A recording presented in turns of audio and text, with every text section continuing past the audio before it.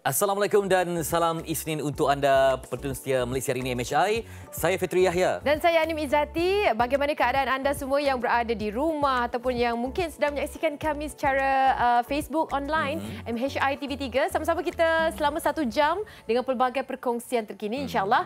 Ramadan ke-14. Itu dia Ya kita Allah. sebab tahun ni saya kebetulan kebetulan memang ditakdirkan anak-anak semua keluar mencari ilmu kan. Okey. Jadi paginya sibuk untuk kejutkan mereka sahur. Jadi rutin tu berulang sampai buka puasa. Jadi kita tengok Macam mana setakat ni? Dia sangat padat lah. padat.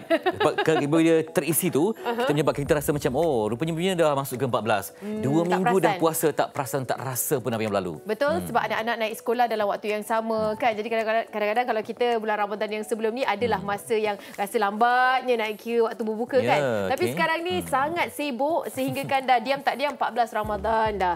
Apa sekalipun yang berlaku, insya-Allah kita harapkan yang terbaik untuk anda semua, terutama sekali persiapan nak raya ni lah kan. Raya, tapi lah masing-masing akan diuji. Mungkin ada yang terpaksa di hospital. Ya, betul. Ada yang mungkin di kampung, beralik sebagainya. Yang penting kita kena upgrade juga dengan ketinggalan untuk kita pastikan Ramadan ini lebih berkualiti sebab kita meningkat usia dan tak semestinya kita ada rezeki untuk masuk ke Ramadan yang akan datang.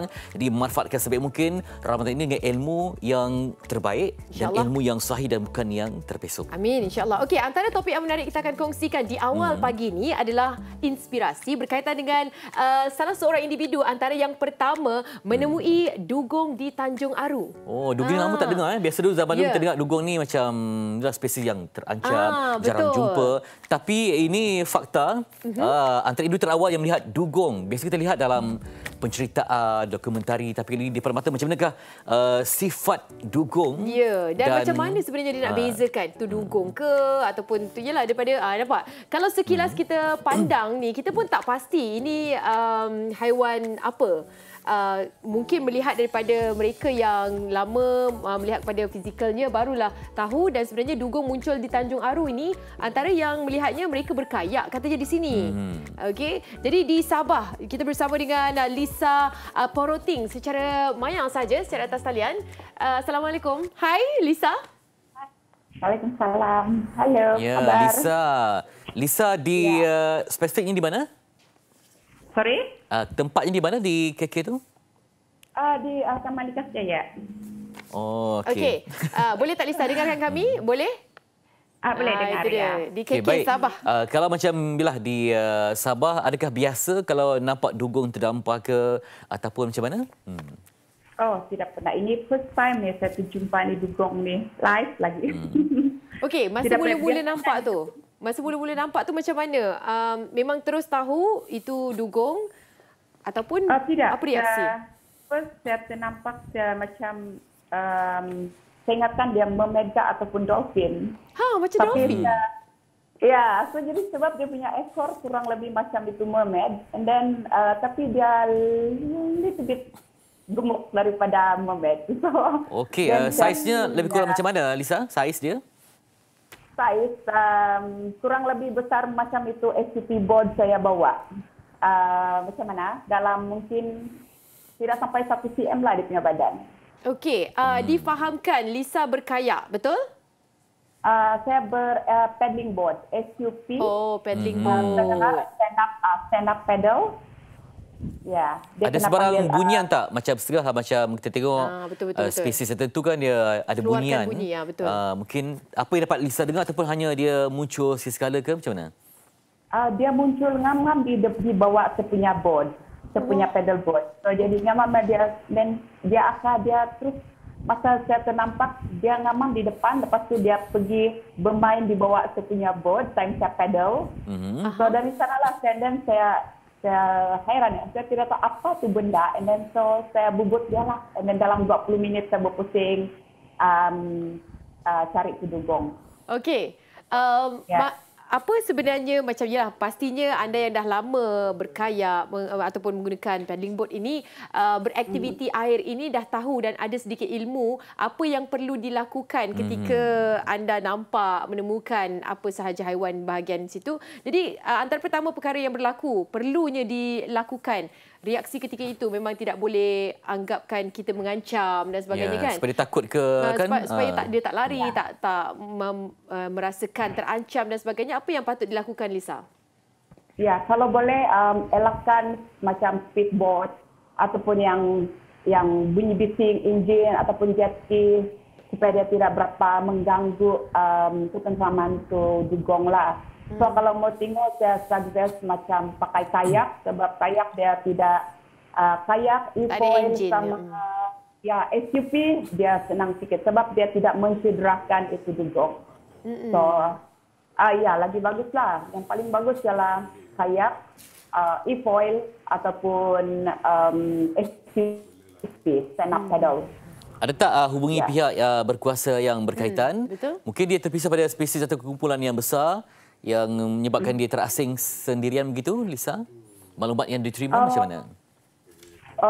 So far belum ada sebab saya ada kontak sama itu Wild Park. Okay, Wild Park ada info saya kalau orang ada pasal ada nampak dugong ini hari. Saya memang ada pergi cek juga sebab kami pun mau dia protect itu animals kan supaya dia tidak terancam, dia tidak kesakitan mungkin kena itu bot kah, jet ski kah. So kalau boleh protect the animals lah. Saya lihat saiz dia masih lagi kecil ya. Sebab sebenarnya itu gambaran kalau dugong dia mesti besar. Mungkin kemungkinan mungkin itu dalam mungkin juga dia female ataupun mungkin juga dia baby dugong. Saya kurang pasti tapi saiz dia tidak sebesar macam mana yang orang nampak di kota Bukit. Okey, maknanya ini tak jauh daripada pesisiran kan? Oh tidak, dia masa saya nampak di dugong dalam 2 hingga 300 meter dari itu pantai Second Beach, Tanjung Aru.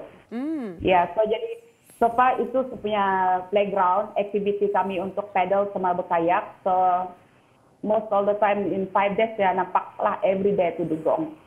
Okey. Selepas Lisa menceritakan perkara ini kepada mereka yang tahu banyak tentang laut terutama sekali, apa yang mereka katakan? Adakah mungkin dugong tu sesat ke, terpisah ke, ataupun mencari tempat perlindungan ke? Apa antara situasi yang mungkin berlaku sebab kita nampak dia agak dekat dengan pesisir pantai? Ya, kebanyakan orang bercakap mungkin dia sesat. Sebab itu dugong memang rare, lepas tu memang tidak pernah ada di Tanjung Aru. Itulah semua surprise kenapa dia datang di Tanjung Aru. Dan kenapa dia pilih Tanjung Aru sebagai tempat dia, mungkin dia tempat dia bermain apakah saya tidak tahu orang pasti. Ya, tapi kalau bagi kami happy lah. Yelah. Cuma dia kasih boleh protect lah tu animals kan daripada itu kena robot kan. So kalau mau tengok tu, paling bagus berkayak lah. Tadi Lisa sebut apa? Sempat bubut ke atau apa tadi? Sorry? Tadi ada sebut sempat bubut ke tadi? Bubut sempat ke? Bubut? Ada sebut bubut ke tadi? Tak ada? Bubut. Tiada. Tiada. Kadang-kadang kita nak tahu juga kan perkataan-perkataan yang jarang didengari. Bubut tu macam rebut ke? Sabah, betul ya? Macam mau bubut itu dugong. Okey. Kejar. Masa saya nampak itu memang saya pun surprise juga lah. So bubut ya. Nak melihat lagi kan pergi ke arah dugong. Melihat lagi. Ya. Okey, sebab saya ada pengalaman macam terlibat program yang orang Sabah kan. Jadi dia main bola. Jadi nak kejar bola tu bubut bola. Oh, okey. Terima kasih banyak-banyak Lisa. Lisa Porotim bersama dengan kita. Antara yang kalau dah melakukan aktiviti-aktiviti ini, mereka antara yang akan antara menjadi yang terawal akan melihat kepada situasi-situasi rare ini yang jarang berlaku. Okey, Lisa Porotim dari Kota Kinabalu Sabah. Terima kasih banyak-banyak. Bersama Kota Kinabalu kita nak berkongsi. Terima kasih Bubut. Nak bubut kuih raya. Bubut dahulu. Bubut bazar memang seronok antara terpanjang di KL ni. Ini cerita kamu pula ya. Itu dah sampai kering tekak memanggil. Daya, Rina. Hari tu tim-tim saya dan juga rakan-rakan yang kali ini tim mereka pula ditugaskan untuk berada di Bazar Wangsa Maju. Ramadan kita nak jual nasi ayam katanya habis, laris, terjual. Tapi yang seronoknya sebab kita dapat panggil multiracial pelbagai bangsa. Betul kan? Macam-macam kita tengok meriah sekali sampai kami pun kering tekak itu dia udah pausa. Saksikan kemeriahan ini. Kita nak ambil sikit lah sebab sudi menderma. Okey, senang je patut dia. Cik Rena, Cik Mariam, apa sedapnya nasi ayam? kari pak konyonya pada sambalnya. Oh, tu dia. nampak tak? Belanja. Itu dia. Saat cinta bermula. Reina Hasrina dan Fazrin. Cik Fazrin. Okey, terima kasih Cik Fazrin. Nanti gurau je. Tegur dia tau. Nanti Salah balik silap. kan dia takut nanti keluar kan. Si marah. Okey, Awak Cik ni Fazrin. memandai. Jumaat lalu, Malaysia hari ini dengan kerjasama Jabatan Wilayah Persekutuan JWP sekali lagi turun padang untuk berniaga dalam kempen Bazar Amal bersama golongan asnaf. Jom kita lihat kemeriahan jualan di Bazar Wang Semaju. Okey, ada nasi ayam RM5 saja. Tapi anda boleh bayar lebih ya untuk kita buat derma. Okey, kepada ibu-ibu yang membawa anak, bawa cucu barangkali yang baju merah itu, anak ke cucu. Anak.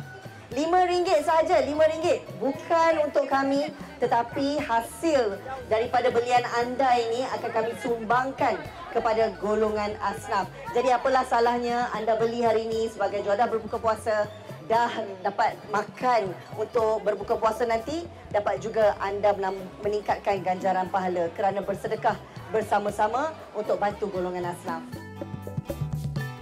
RM5 je. Semua RM5. Batu cakes. Batu cake. Suka makan nasi ayam? Bagian apa? Kalau ayam bagian apa? Bagian dada ke bagian medium? Okey. Pandai masak nasi ayam tak? Seorang ke? Nah. Oh, ni kakak. Kakak. Oh. Wah, kakak macam pelakon Tamil tu lah yang apa tu yang berlakon cerita. Bukan pelakon Bukan. Hari ini beli apa? Hari ni beli banyak barang. Cuba makan dan cuba semua. Wow, Okey. inilah semangat yang kita mahukan. Cuba semua. Di sini kita dah biasa jumpa sahabat-sahabat yang berbangsa Melayu, Cina, India. Tadi Filipina pun ada. Kita berkongsi menu yang sama. Bak kata pepatah Inggeris, rice that bind us together. Jadi kita bawakan nasi. Sebab semua orang akan mana nasi. Sebab itu kita bawakan menu nasi. Itulah keindahnya kita membantu tanpa melihat apa pun sempadan yang memisahkan. Cina ke India ke, tua, muda, tak kira lelaki perempuan, semuanya bergabung untuk kerja yang mulia di bulan Ramadan ini. Kalau Fitri Ayah dengan Reina Hazrina jual nasi ayam nak dapat nak dapatkan donation ataupun bantuan orang ramai untuk derma, saya akan buat direct selling ataupun menjual secara langsung bagi mendapatkan derma daripada orang ramai membeli sambil beramal. Okey, jom kita cari orang. Saya cari dulu. Saya tengok siapa yang macam senyum, eye contact, saya akan attack. Bismillahirrahmanirrahim. Mana?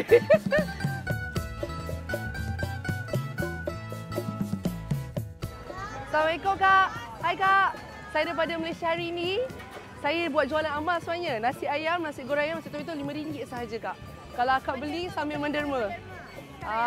Akan apa? Nasi apa Kak? Nasi goreng ayam, nasi ayam dengan nasi tomato. Nasi ayam dengan nasi goreng ayam. Assalamualaikum Kak. Saya datang. Kak, saya daripada Malaysia hari ini. Ini tim saya lakinya. Kami buat jualan amal. Nasi goreng ayam, nasi tomato RM5 je. Bila Kak beli, akan derma kepada asnaf dan anak yatim. Kami akan apa? Nasi ayam dah habis, ada nasi tomato, nasi goreng ayam. Nasi tomato. Bolehlah nasi tomato. Alhamdulillah Kak, lah satu. Satu je. Okey, alhamdulillah. Terima kasih. Akak dari mana Kak?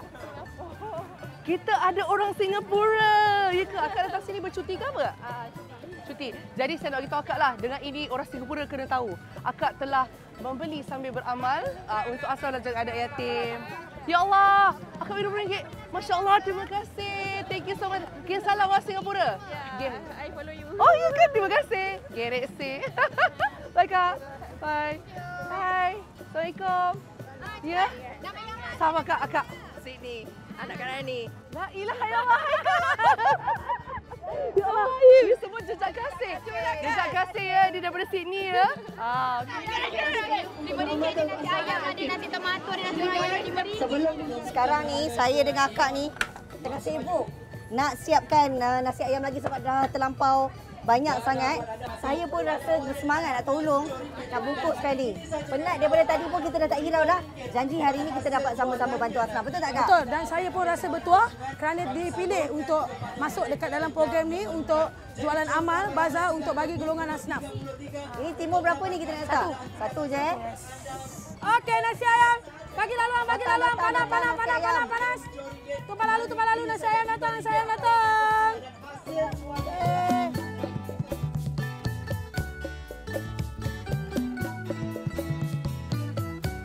Hari ini kita buat jualan amal. Ya. Ada nasi ayam, nasi goreng ayam dan juga nasi tomato. Ya. Tapi alhamdulillah YB, ternyata orang Malaysia ni saya perasan tadi berbilang bangsa dan kaum memang membeli sebab tahu kata tadi dah ada dah makanan tapi tak apa dia dengar amal. YB jemput datang. Jemput. Nasi ayam. Kurang-kurang. RM5 juga. RM5 untuk 7 amal. Ya YB, sebab sebelah-sebelah bau boleh naik sedap betul ya. Okey. Oh macam tu tuang dalam. Wah. Abang dari Mindef merupakan pembeli yang akhir. Selepas hampir 3 jam bersama peniaga dan pengunjung di Bazar Wang Semaju, kru MHI juga berkesempatan untuk menyantuni golongan asnaf yang terlibat dalam program Nur Ramadan peringkat Kuala Lumpur di Masjid Usama bin Zaid, Wang Semaju. Lihat sahaja senyuman manis yang terukir di bibir. Majlis berbuka puasa yang melibatkan 300 golongan asnaf di Wang Semaju ini nyata memberikan kegembiraan buat mereka. Turut dihadiri oleh Menteri di Jabatan Perdana Menteri, Wilayah Persekutuan, YB Dr. Zaliha Mustafa. Wang zakat yang bernilai RM660,000 secara keseluruhan bagi program Nur Ramadan Kuala Lumpur ini telah disumbangkan oleh Majlis Agama Islam Wilayah Persekutuan. Malah, hasil jualan amal bernilai RM5,600 melalui kempen Bazar Amal Ramadan yang dijayakan oleh Malaysia Hari Ini TV3 dan Jabatan Wilayah Persekutuan di Putrajaya dan Wang Semaju diserahkan kepada Mahat Tahfiz Al-Quran Zaid bin Haritha.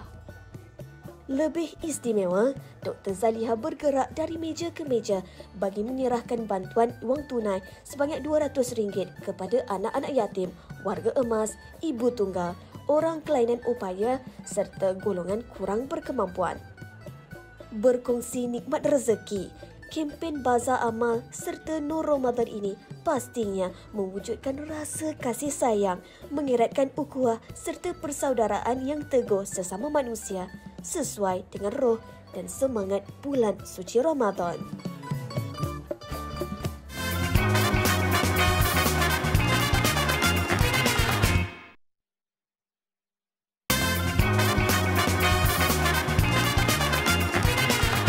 Baik, masih lagi bersama dengan kami di Malaysia Hari Ini untuk topik utama kita pada hari ini, topik yang agak berat, yang agak tabu, yang selalu juga diperkatakan bukan baru saja berlaku tapi masih lagi kegiatannya dapat kita katakan ini antara racun kepada ummah. Itu tentang ajaran sesat ini sebagai mukadimahnya rangkuman untuk anda.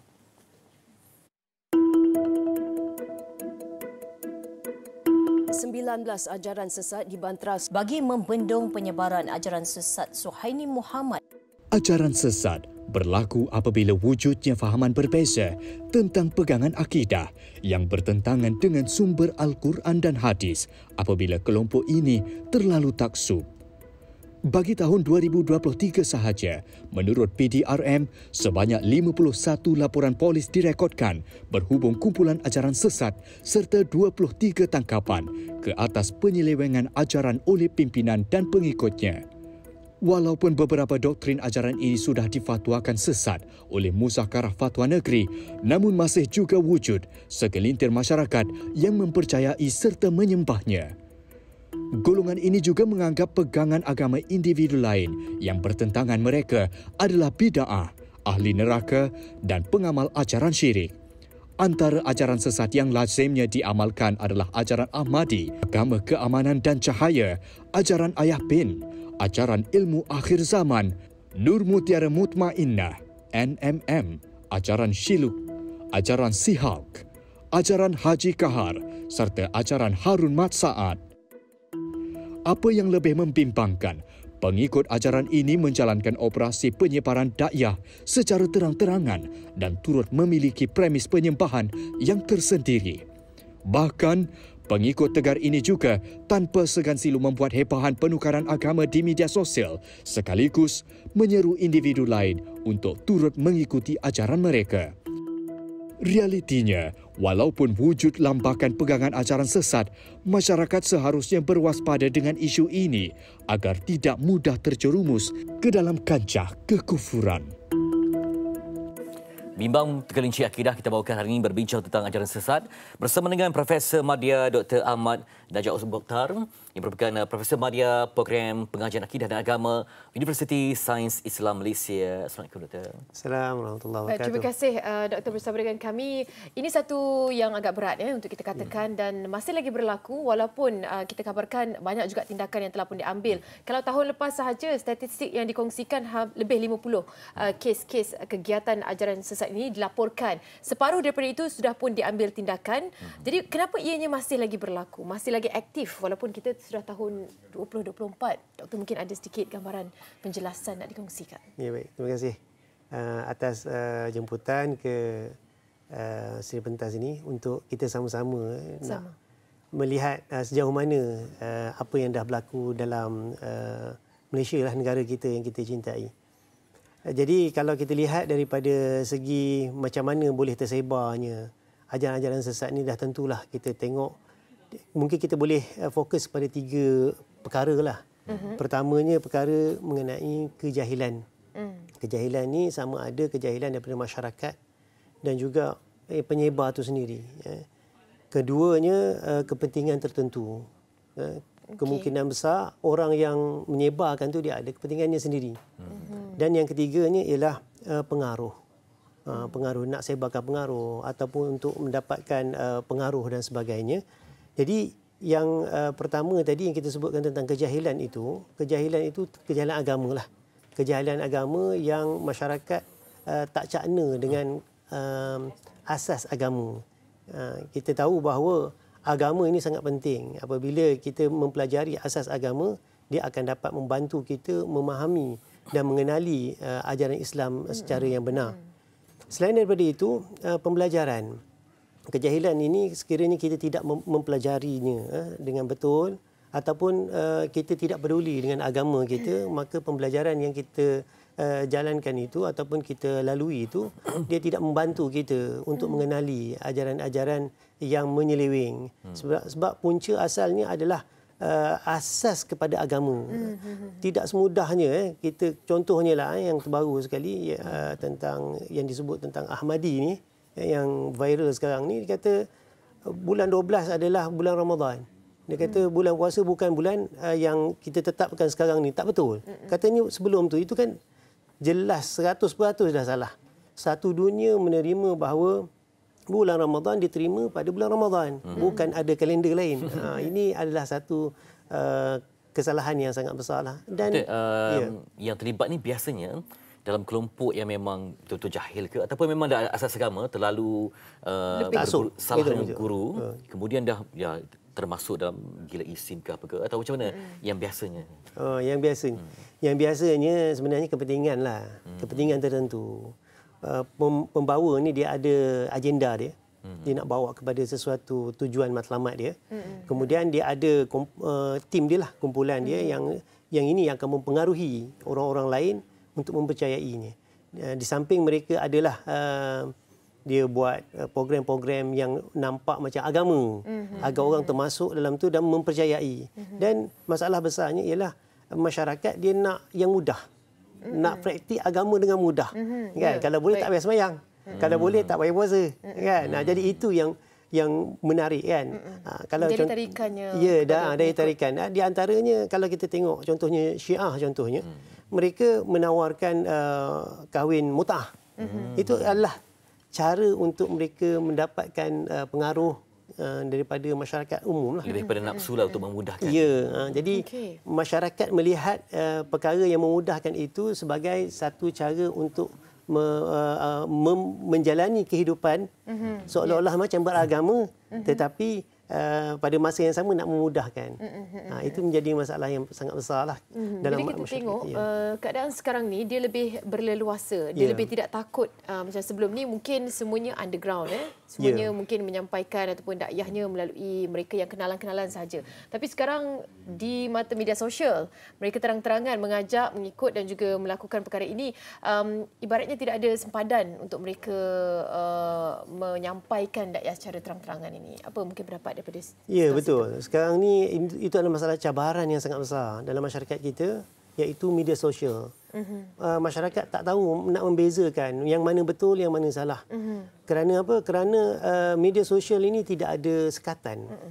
Siapa-siapa saja boleh melihat, siapa-siapa boleh buat menghukum ataupun memberi pandangan dan mengambil apa-apa ajaran. Baru-baru ni saya ada jumpa masalah yang dikaitkan dengan masalah terpengaruh dengan ajaran sesat, tak percaya kepada Tuhan dan sebagainya. Bila saya siasat, saya tanya dan sebagainya, dia bukan mengikut orang secara fizikal, tetapi dia mengikut ada satu ajaran dalam TikTok. Maknanya tak pernah jumpa, tak pernah pergi pun. Situasi itu hanya dilihat secara jadi dia contohnya dia macam dia subscribe ke ataupun dia mengikuti berterusan hingga dia terpengaruh dengan apa yang orang tu cakap. Juga saya lihat ada yang belajar agama sekalipun terpengaruh dengan Kristian. Ini berlaku pada COVID-19 yang lalu. Jumpa dengan saya, datang jumpa saya, dia kata saya ni sangat terkeliru dengan agama. Kenapa? Saya kata kenapa? Saya dengar di YouTube, maknanya di media sosial itu menjadikan pengaruh dia besar. Orang agama. Soalannya sama sahaja. Contohnya, kenapa Nabi Isa contohnya? Nabi Isa itu sebagai kalamullah, dia kata. Kalamullah. Saya kata kalamullah itu sifat. Itu bukan manusia. Kalam itu adalah sesuatu yang diungkapkan. Nabi Isa itu adalah makhluk. Kan beza di antara apa yang disebut dan manusia. Dia macam keliru. Sebab apa? Dia mendengar daripada pendeta-pendeta di media sosial. Mungkin kalau ikutkan kita memang dah belajar agama di Taska, kemudian sekolah rendah 6 tahun sebelum asas, tapi lompangnya doktor rasa macam mana? Sebab kalau kan dah dengar khutbah Jumaat kan, dah pergi kuliah macam-macam kan, tapi kenapa tertarik kepada yang mungkin dia nampak luar biasa tu? Mungkin kerana kepandaian tukang ajar tu, idola mereka tu yang pandai untuk meracuni pemikiran tu. Ya, betul. Dia sebenarnya agenda mereka ini biasanya mereka menggunakan sihir juga. Mereka menggunakan sihir untuk mempengaruhi.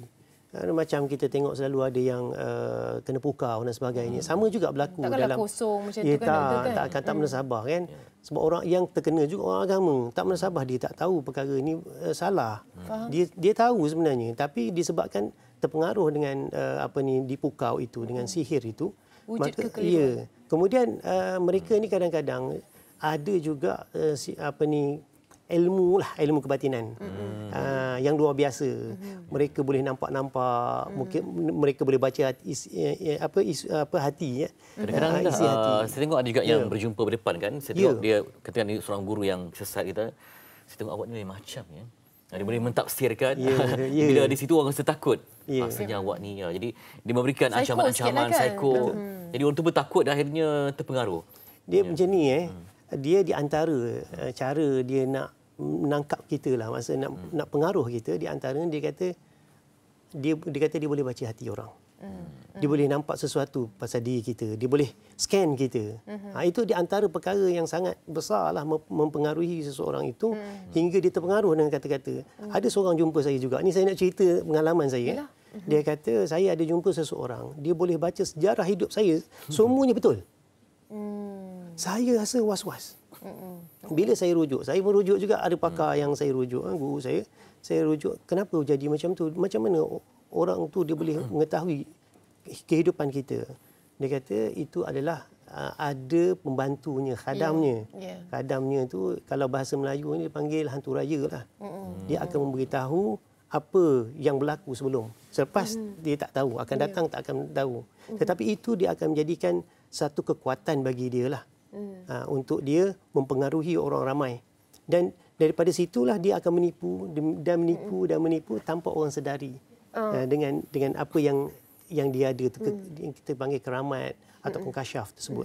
Target mereka ni siapa sebenarnya? Sebab yang saya dengar, background mereka ni bukannya dalam kalangan orang biasa, calang-calang juga, bukan calang-calang juga orang dia.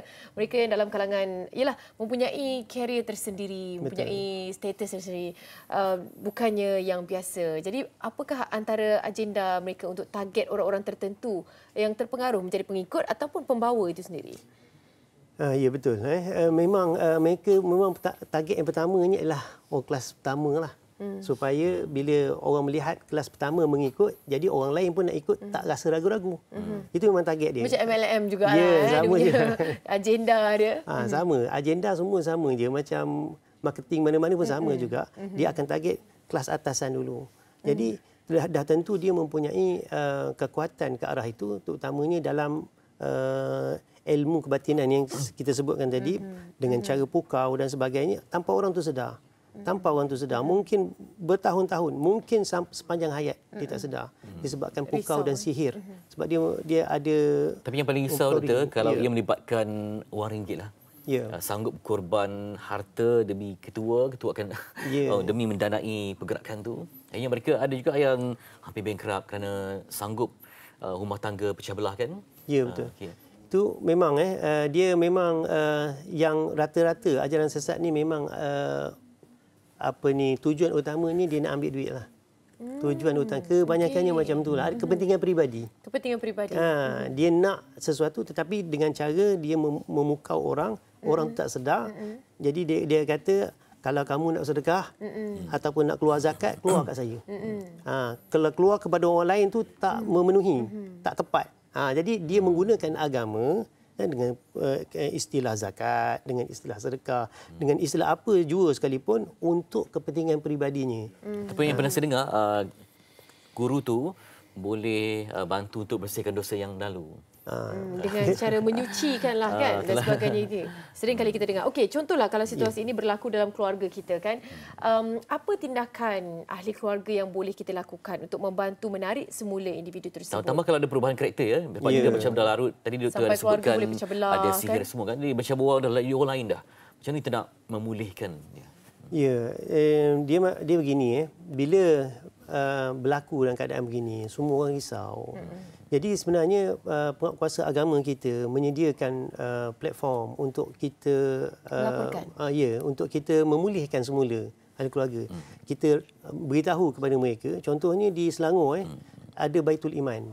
Baitul Iman tempat pemulihan akidah. Dan juga akhlak lah juga. Boleh pergi secara sukarela, tak ada masalah. Mak ayah datang beritahu, tapi maknanya tak boleh paksa lah kan, sebab selagi mana dia tak ditangkap, kalau ditangkap tu di bawah undang-undang dah kan. Tapi kalau dia nampak ada perubahan tertentu, dia boleh bawa tempat pemulihan, tak ada masalah. Dan diiktiraf di satu Malaysia, Baitul Iman di Ulu Yam. Dan juga kita perlu juga melihat di mana orang-orang agama yang mempunyai pengaruh, yang boleh memberikan motivasi kepada individu yang terpengaruh tersebut untuk dipulihkan. Contohnya di Negeri Sembilan, contohnya ada kumpulan-kumpulan tarekat yang dibenarkan di bawah undang-undang enactment tasawuf, tarekat tasawuf di Negeri Sembilan. Di situ pun boleh mendapatkan motivasi ataupun nasihat daripada golongan mereka, dan JAKIM juga menyediakan peluang-peluang untuk mereka memulihkan. Sebenarnya banyak pihak yang boleh kita wujud dan juga meminta bantuan atas perkara ini. Prof, ini sahaja masa yang kita ada. Terima kasih banyak-banyak Profesor Madya Dr. Ahmad Najah Mukhtar. Profesor Madya, Program Pengajian Akidah dan Agama daripada USIM, Universiti Sains Islam Malaysia. Ya, USIM berjanji pada ibunda. Kalau kita sayang pada ibunda, kita tinggalkanlah ajaran sesat yang langsung tak beri faedah, sebab kita bimbang, yang paling kita bimbang sekali terjatuh kepada lembah syirik dan juga menolak keesaan Allah. Sebab kekeliruan tu sekarang ni risau kan, rasa macam betul saja kan. Asas tu penting. InsyaAllah sama-sama kita teguhkan iman kita. Kita kembali selepas ini dengan perkongsian bagaimana untuk berlumba-lumba berinfak di bulan Ramadan. Selepas ini.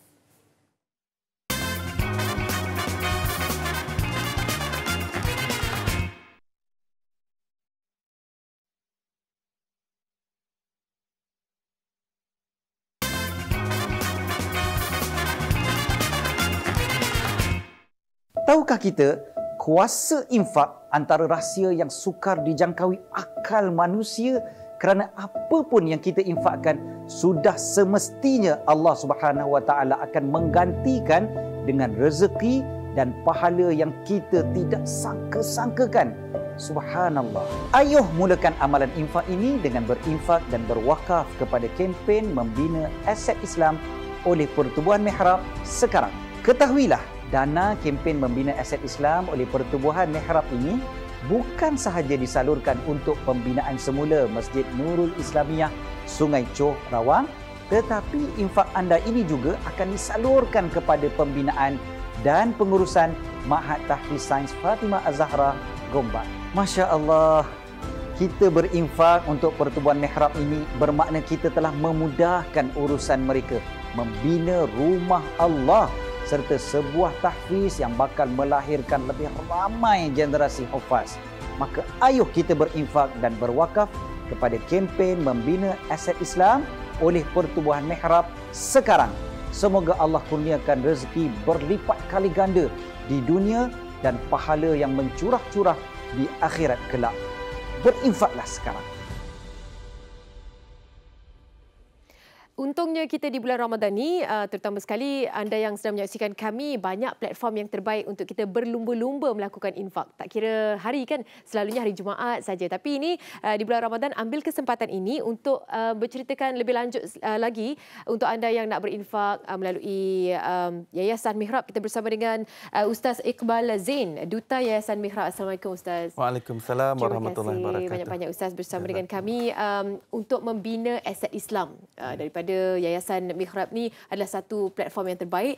Kita nak fokuskan kepada topik berlumba-lumba kita nak berinfak di bulan Ramadan. Mungkin ada sedikit perkongsian daripada Ustaz. Silakan. Baik, jazakumullahu khair. Assalamualaikum warahmatullahi wabarakatuh. Sidang penonton yang dirahmati Allah SWT. Bayangkan kalau kita di dunia ini, kita ingin pergi daripada Malaysia, keluar, pergi ke negara lain tanpa kita siapkan currency yang laku di tempat tersebut. Berapa lama kita boleh tahan di situ? Demikianlah kehidupan akhirat kita. Kita akan tinggalkan alam dunia ini dan kita akan semuanya berpindah ke negeri akhirat, dan itulah negeri kita yang hakiki. Dan apakah currency-nya, apakah nilai yang kita akan gunakan di sana kepada segala transaksi di neraca mizan, di padang mahsyar, di alam barzah, namanya adalah ajar hasanat, iaitu ganjaran pahala. Itulah satu-satunya nama currency yang laku ketika di hari akhirat. Seluruh currency di dunia ini akan dimasukkan oleh Allah Subhanahu Wa Taala. Maka dalam sebuah hadis yang diriwayatkan oleh Tabrani, Rasulullah SAW bersabda, sesungguhnya Allah Subhanahu Wa Taala memerhatikan perlumbaan yang dilakukan oleh hamba-hambanya di dalam bulan Ramadan di dalam mengejar redha Allah, dalam bertakarub kepada Allah Subhanahu Wa Taala. Maksudnya hamba-hamba Allah mendapat perhatian yang khusus, mendapat pandangan rahmat ilahi yang khas daripada Allah SWT, dan Allah Ta'ala memperhatikan dan membanggakan. Rasulullah mengatakan Allah membangga-banggakan di hadapan malaikat kepada orang-orang yang berlumba-lumba dalam mengerjakan kebaikan dan melakukan kebajikan di dalam bulan Ramadan ini. Ya, kita mencari garisan permulaan kan untuk kita melakukan ataupun memulakan perlumbaan berinfak di bulan Ramadan ini. Kalau nak kita kongsikan yang fokus kita di Yayasan Mihrab, kita kongsikan melalui pembinaan aset Islam. Apakah antara mungkin kelebihan-kelebihan dalam infak ni? Banyak kategori kan, tapi untuk kalau kita membina masjid, tahfiz dan sebagainya, apakah kelebihan yang kita dapat raih, terutama sekali fokus di masyarakat Islam? Ustaz nak kongsikan. Baik, infak adalah suatu perkara yang kita nampak secara zahirnya ianya keluar daripada poket kita, keluar daripada dompet kita, keluar daripada purse kita, daripada balance account bank kita.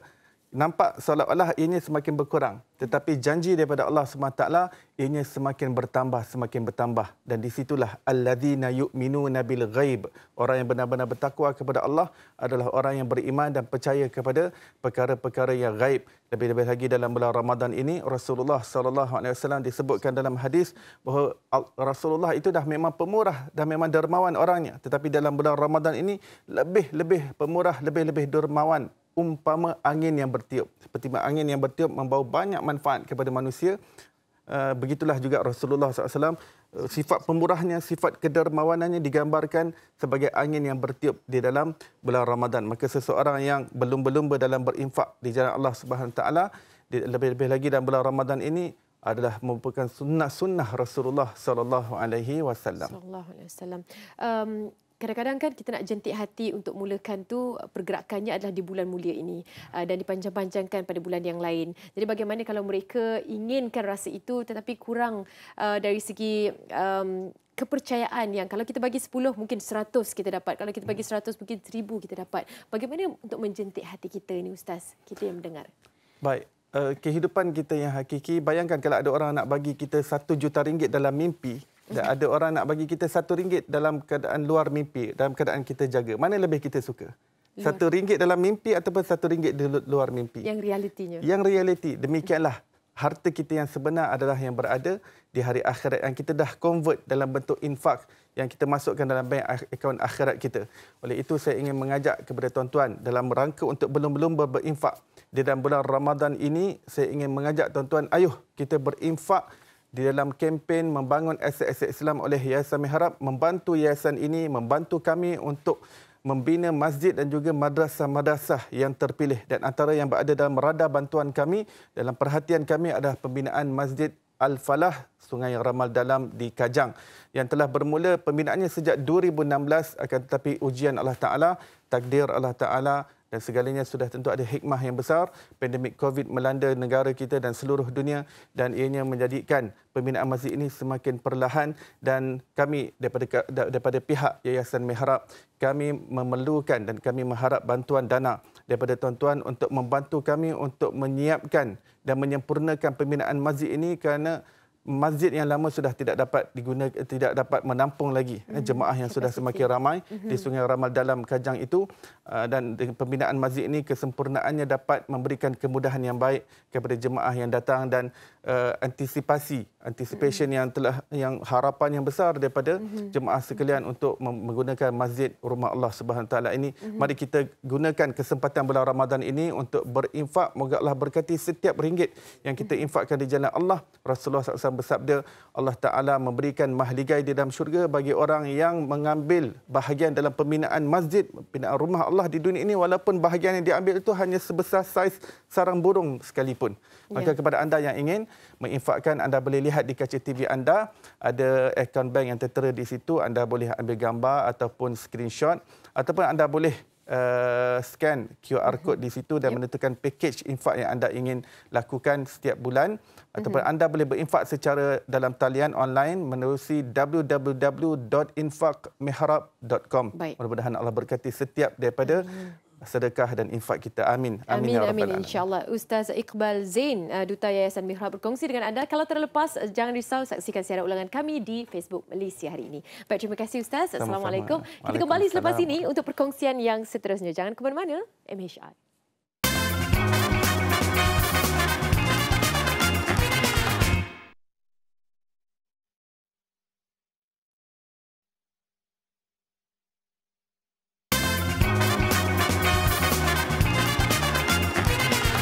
Masih di hamparan Duha MHI, kita nak bawa kepada anda peluang untuk infak membina sebuah madrasah ilmu, wakaf dan infak pembinaan kompleks baharu bagi Masjid Al-Ikram, Kampung Tualang, Bukit Besar, Kota Sarang Semut, Ian, Kedah Darul Aman.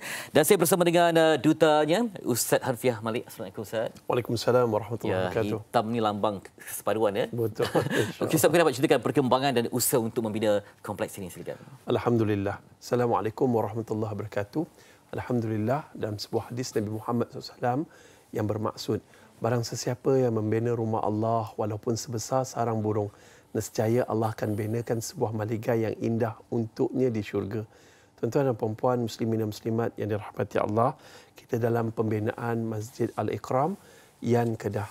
Tuan-tuan, pujuk hati kita, lembutkan hati kita untuk amalkan sunnah Rasulullah SAW, iaitu berinfak. Sebab Rasulullah SAW berinfak di dalam bulan Ramadan seperti angin yang lalu. Nabi bersedekah seperti angin. Sebab apa? Sedekah ni jalan mudah untuk ke syurga. Kalau kita dapat lihat pula, Masya Allah, Tabarakallah, dalam sebuah hadis Nabi Muhammad SAW beritahu mereka, ubatilah penyakitmu dengan bersedekah. Dan mereka yang bersedekah insya Allah dapat menolak bala. Tuan-tuan dan puan-puan, muslimin dan muslimat, Masjid Al-Ikram ini sedang mencari dana sebanyak 9.5 juta. Cuma kita baru dapat sumbangan daripada penonton. Baru dapat 950,000 sahaja. Baru 10%. Dan insya-Allah tuan-tuan, dengan terbenanya masjid ini, orang akan solat di dalamnya, beribadah di dalamnya, pahala akan mencurah-curah masuk ke dalam akaun kita. Jadi daripada 9.5 juta ni, bila kita dengar besarnya, ya Allah, tapi sebenarnya besar lagi ganjaran di sisi Allah. Tuan-tuan, jangan biarkan hari-hari yang berlalu di dalam bulan Ramadan ini dengan sia-sia kerana kita tidak menyumbang. Sepanjang Ramadan ni tak menyumbang. Paling tidak RM10. Kalau bagus RM100. Lagi besar kita infak, lagi besar pahala. Jangan ingat duit yang kita simpan itu adalah duit kita. Kerana bila kita sumbangkan itulah akan menjadi duit kita di akhirat nanti. Tuan-tuan, Masjid Al-Ikram ini yang insya-Allah kalau kita cukup dana 5 juta, baru kita diberi kebenaran untuk meneroka, menyiapkan dan mula membina. Jadi setakat ini jauh lagi sasaran tu. Saya berharap kepada penonton-penonton TV Al-Hijrah, simpatilah pada kami, kerana dengan membina rumah Allah, nanti Allah simpati pada kita. Andailah Ustaz, saya dah derma pada masjid tu, dah derma pada masjid ni. Apa salah pada hari ini kita derma untuk pembinaan Masjid Al-Ikram Yan Kedah. Kenapa tuan-tuan? Insya-Allah bila orang solat di dalam tu, orang beribadah dalam tu, pahalanya masuk ke dalam akaun kita. Boleh juga kita berinfak atas nama ibu dan ayah atau isteri yang kita sayangi. Kadang-kadang kita lupa bila kita jadi founder produk, kita jadi jutawan, kita lupa duit-duit tu macam kita lupa nak agihkan kepada Tuhan. Sedangkan duit itu datang dari Tuhan. Jom tuan-tuan, jangan asyik tukar kereta saja, tapi jom kita bina rumah di dalam syurga, iaitu dengan berinfak untuk masjid yang kita panggil Masjid Al-Ikram Yan Kedah. Ya, kita nak menambahkan lagi rumah Allah untuk kita beribadah. Dan tadi Ustaz sebutkan tentang sedekah dan infak ini.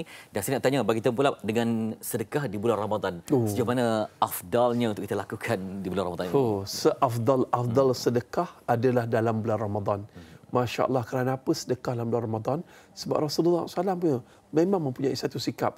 Di luar Ramadan, Nabi rajin bersedekah. Tetapi dalam bulan Ramadan, Nabi bersedekah seperti angin yang lalu, angin yang laju. Kita pun kena contoh sifat ni. Kerana, Masya Allah, tabarakallah tuan-tuan, sedekah yang membina rumah Allah ni besar sangat ganjarannya. Kerana selama mana orang solat di dalamnya, ya Allah, katalah 100 tahun, 200 tahun sebelum kiamat ni, orang solat dalamnya, kita dah meninggal dunia. Tapi pahalanya masuk ke dalam akaun kita, walaupun kita telah meninggal dunia. Dan rebut peluang ni tuan-tuan dan puan-puan, boleh wakaf atas nama ibu dan ayah. Sepanjang dalam kita mungkin sepanjang hidup ibu dan ayah, kita banyak melakukan dosa. Tak sempat nak minta maaf. Wakaflah atas nama ibu dan ayah. Mungkin ibu dan ayah sekarang sedang diseksa di alam barzah. Ya Allah tuan-tuan, ya Allah, kita nak balas jasa mak dan ayah takkan mampu. Tapi dengan berwakaf untuk Masjid Al-Ikram Yan Kedah ini, insya-Allah ibu dan ayah berasa lapang di alam barzah dan mengampunkan dosa kita. Insya-Allah tuan-tuan, rebut peluang ni sementara Ramadan masih ada, rebut peluang ini sementara kita masih berjauh, rebut peluang ini sebelum kita tiada. Tuan-tuan menonton TV pada hari ini bukan satu kebetulan, tetapi takdir dari Tuhan. Kami merayu sangat. Tuan-tuan, merayu sangat. Dari hujung rambut ke hujung kaki, kami merayu untuk dapat siapkan Masjid Al-Ikram ini untuk penduduk setempat yang terlalu padat dan mengharapkan dapat menggantikan masjid yang lama telah usang dan uzur. Dan insya-Allah kita akan bina pada 5.5 ekar tanah yang ada ni tuan-tuan, dan kemudiannya insya-Allah akan ada dewan serbaguna, akan ada komplek one stop center yang akan jadi pusat pemasyarakatan setempat. Wallahu a'lam. Terima kasih kepada Ustaz Hanafi Al-Malik, Duta Pembinaan Kompleks Baharu Masjid Jami' Al-Ikram, Kampung Tualang, Bukit Besar, Yan Kedah. Jadi sebagai sekilas peluang 30 saat mungkin ada kaedah untuk menyumbang. Kalau boleh saya pun nak juga saham untuk kita membina masjid ini. Rebut peluang ni. Nombor akaun dah tertera, nombor telefon dah ada. Tangkap gambar segera tuan-tuan. Ada barcode, tangkap gambar segera. Jangan sia-siakan ni. Dan insya-Allah setiap sumbangan tuan-tuan hanya Allah Taala saja mampu membalasnya. Moga diampunkan dosa, disihatkan tubuh badan, masuk syurga sekeluarga. Wallahu a'lam. Amin ya Allah. Amin ya Allah. Keafiatan dunia akhirat, dunia harta dan keluarga, insya-Allah ya. Dapat semuanya demi kebaikan duniawi dan ukhrawi. Terima kasih Ustaz. Sama-sama. Ya, itu dia. Dan kita juga dah hampir sampai ke penghujung. Saya tengok Ani ada mengira sesuatu apa yang dihitung. Okey, saya sebenarnya nak kongsikan bersama dengan anda semua. Ini dia penonton-penonton yang comel dan juga cantik.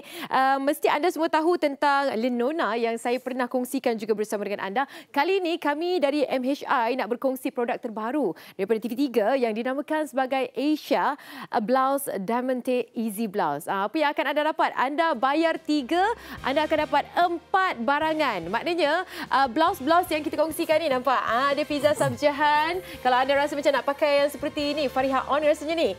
Rina Hazrina pun ada. Kalau anda rasa macam berminat dengan blouse-blouse yang mereka pakai, anda akan bayar dengan satu harga, dapat 3 blouse sekali dengan kain batik tu. Itu juga antara yang akan anda dapat. Ni tak banyak ni, cepat-cepat sekarang. Macam mana nak beli? Kalau anda mungkin dapat saksikan siaran langsung di Wow Shop di TV3 pada jam 5 pada hari ini, ataupun boleh saja pergi ke www.wowshop.com.my ataupun di aplikasi Wow Shop. Okey. Okey, dan juga jangan lupa untuk Absolute Bazaar yang akan temui anda selama 3 hari meriah. Nak shopping apa? Pening lah. Ni tanpa henti 29 Mac sampai 1 April tau. Di mana? Di MyTech KL. Itu dia. Ini kemeriahan yang berkelanjutan untuk anda. Dan terima kasih untuk anda kerana terus bersama kami memberikan perkongsian paling penting tadi. Topik untuk hari ini, mengelakkan ajaran sesat daripada terus membelenggu kehidupan kita. Ya, esok kita akan cerita tentang topik kesihatan ni, meroyan. Para suami pun jangan tak ada. Para suami pun boleh berlaku meroyan juga ni. Sebab apa? Si isteri pantang dan sebagainya. Mungkin si isteri pun ada kondisi-kondisi tertentu yang para suami perlu tahu. Itu dia. Apakah peranan anda? Akan kita bincangkan esok di MHI. Terus bersama kami dan nikmati ilmu sepanjang waktu. Teruskan Ramadan yang mulia. Assalamualaikum. Bye.